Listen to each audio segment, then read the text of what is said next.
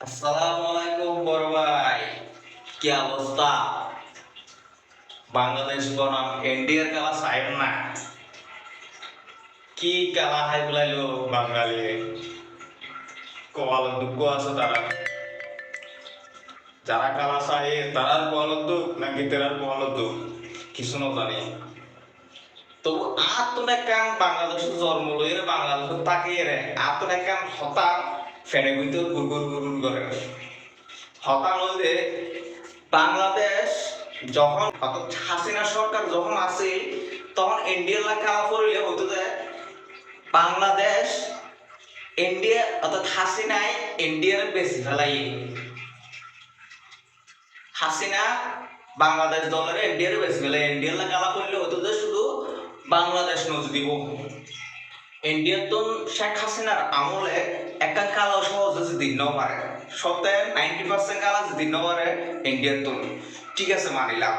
ব্যাগে লাইভ দায়ের হতো যে বাংলাদেশ জিতি কোনোদিন জিততো নয়, আরে বিএনপির আর অনেক দল পয়সা দিয়ে আইরে লাইভ দায়ের হতো।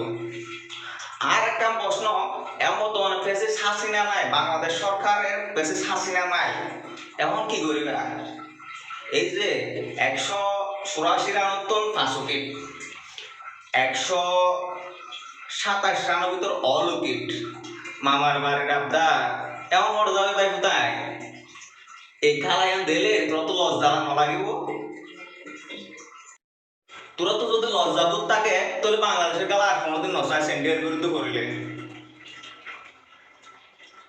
হয়তো পাকিস্তান যাগই নইলে ইন্ডিয়া যাগই।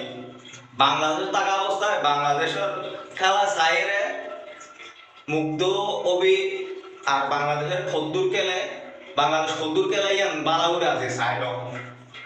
তোরা তো শুধু ফেসিস হাসিনার আমলে যেদিন করি গে এখন এগিয়ে হয়তো ইয়েও করে। এখন তো আর ডক্টর ইনুস স্যার আছে, ইনুস স্যার তো বেশি ফেলে বেশি ভালো ন বেশি থাকিলে অবশ্যই কমেন্টে জানাই। আর ন বেশি হলে কারা উঠতে কা 20 রানের ভিতর 5 উইকেট কি 6 উইকেট কিভাবে গেই হই? মামার বাড়ির আবদার কালা দেওয়ার পর তো বাংলাদেশের কালা নসাইস চাইলে সুন্দর করে মালদা খাইরে চাইস, নইলে মাথা বরফ দিয়ে ঠান্ডা মাথায় চাইস, নইলে গরম মাথা গরম হয়ে যাবে আবার। বাঙালি তো